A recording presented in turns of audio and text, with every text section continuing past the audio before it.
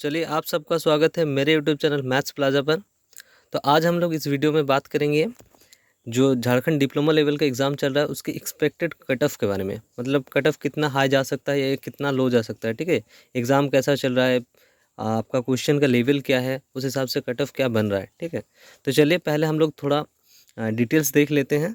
देखिए इसमें vacancy mechanical के लिए था 46। ठीक है, वहीं पे अगर आप मैकेनिकल के लिए 81 था, इलेक्ट्रिकल के लिए 46 और सिविल के लिए वैकेंसी देखिए यहाँ पे वैकेंसी आपका सिविल के लिए 1151 था। मतलब once in a lifetime opportunity जो भी झारखंड का भरा होगा, यहाँ पे once in a lifetime opportunity है उन लोग के लिए कि 1151 वैकेंसी सिर्फ एक सेक्शन के लिए। इतना होता नहीं है जनरली, तो आप लोग के लिए बहुत अच्छा मौका है। ठीक है, ऊपर से देखिए इस वैकेंसी से पहले जब एग्ज़ाम हुआ था वो कैंसिल हो गए थे पेपर लीक की वजह से। उसके बाद सारे कैंडिडेट को कहा गया था कि आप लोग फ़ोटो सिग्नेचर फिर से अपलोड कीजिए तभी आप लोग का एडमिट कार्ड मिलेगा। बहुत सारा ऐसा स्टूडेंट रहा जो ऐसा मतलब ये चीज़ या तो नहीं पता चला या फिर कर नहीं पाया अपने टाइम पे, तो इसीलिए लगभग 5 से लेकर 10% तो ऐसा स्टूडेंट हो है जो ये वाला प्रोसेस शायद नहीं कर पाया होगा। हाँ, तो देखिए अब सिविल का वैकेंसी इतना है तो इसका कट ऑफ भी जनरली लो ही जाएगा बाकी दोनों से। लेकिन लो का मतलब ये नहीं कि 30% में सिलेक्शन हो जाएगा, क्योंकि ऐसे भी जनरल के लिए मिनिमम 40% चाहिए सिलेक्शन के लिए। तो इसके बाद मैकेनिकल में 81 सीट है। ठीक है, अब देखिए इसमें 2 पेपर का एग्ज़ाम हुआ था। ठीक है, पहला पेपर सबके लिए सेम था जो कि था जनरल इंजीनियरिंग में 80 क्वेश्चन पेपर 1 में और जनरल नॉलेज का 40 क्वेश्चन, और पेपर 2 था सबका अपना अपना पेपर। ठीक है, जैसे सिविल के लिए सिविल का पेपर था, मैकेनिकल के लिए मैकेनिकल का पेपर था, इलेक्ट्रिकल के लिए इलेक्ट्रिकल का पेपर था। अब देखिए जो कट ऑफ है वो दोनों पेपर का मिलकर ही बनेगा। ऐसा नहीं कि सिर्फ पेपर 1 या पेपर 2 के बेस पे जो कट ऑफ है दोनों पेपर को मिलाकर बनाया जाएगा।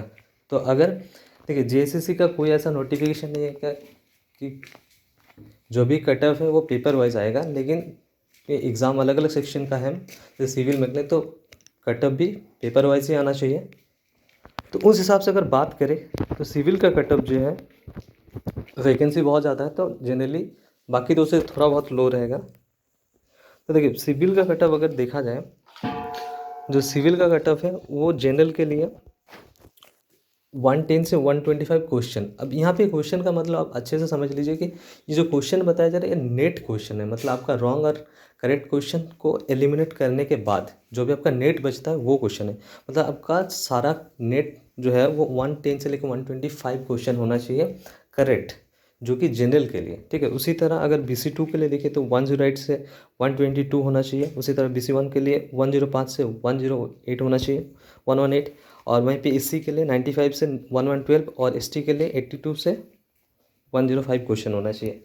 ये आपको क्वेश्चन बेस पर। अब देखिए इसी तरह अगर मैकेनिकल का बात करें, क्योंकि सीट सिविल से कम है लेकिन इसका कट ऑफ जाना चाहिए जनरल के लिए 112 से 133, BC2 के लिए 110 से 130, BC1 के लिए 107 से 176, SC के लिए 101 से 119 और ST के लिए 98 से 114।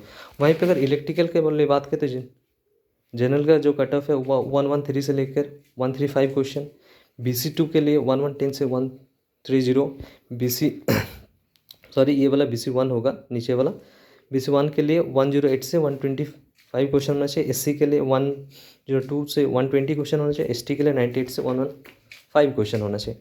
अब देखिए यहाँ पे एक और फैक्टर है नॉर्मलाइजेशन का, क्योंकि एग्ज़ाम आपका एक दिन में नहीं हुआ, एक दिन से ज़्यादा एग्ज़ाम होता है और जेएसएससी के नोटिफिकेशन में क्लियर मेंशन है अगर एग्ज़ाम एक दिन से ज़्यादा होगा तो नॉर्मलाइजेशन होगा।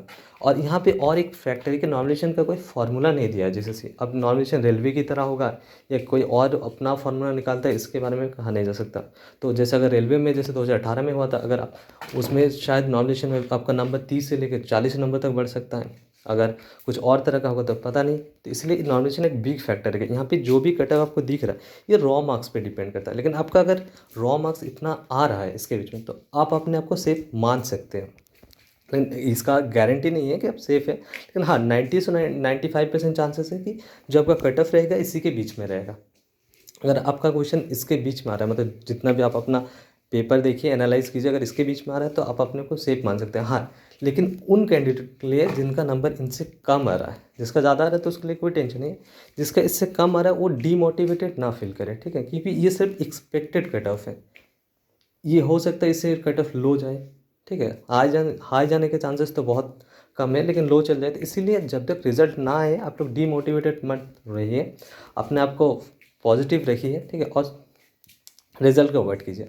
ऐसे भी कहा जाता है जब तक रिजल्ट ना आए ना, सबको ही क्वालिफाई है, क्योंकि मान लीजिए जो टॉप करने वाला होगा आप लोग में से, उसको भी नहीं पता है कि वो टॉप करेगा। तो इसीलिए जो एक टॉपर है और जो एकदम लास्ट में आएगा, दोनों अभी का सिचुएशन सेम है, दोनों के लिए कोई चेंजेस नहीं है।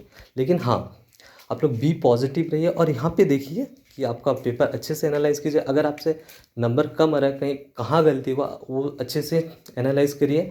और मान लीजिए आपका इस बार नहीं भी होता है तो टेंशन मत लीजिए, आराम से प्रिपरेशन कीजिए और नेक्स्ट बार फिर से ट्राई कीजिए। लेकिन हाँ, स्पेशली सिविल वालों के लिए once in a lifetime opportunity है इस बार, क्योंकि इतना वैकेंसी शायद ही आपको दोबारा झारखंड में देखने को मिले।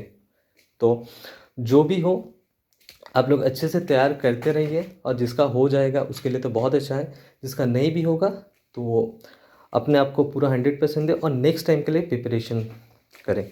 तो चलिए, अब अगर आप लोग का वीडियो कैसा लगा वो बताइए, और जो भी कट ऑफ है आप लोग को कमेंट करके बताइए कि क्या लग रहा है, कि ये हो सकता है या इससे आगे या पीछे जा सकता है। जो भी लोग आप लोग एग्ज़ाम दिए हैं आप लोग को अच्छे से पता होगा, ज़्यादा अच्छे से पता होगा, लेकिन मेरे हिसाब से जो भी एग्जामिनेशन का ट्रेंड रहा, क्वेश्चन का लेवल जो मॉडरेट से हार्ड रहा है, क्योंकि बहुत इजी नहीं था, तो मेरे एक्सपेक्टेशन के हिसाब से ये कट ऑफ होना चाहिए। अब आप लोग बताइए कि आप लोग के हिसाब से क्या होना चाहिए। तो चलिए, wait for the result and be positive. Thanks for watching.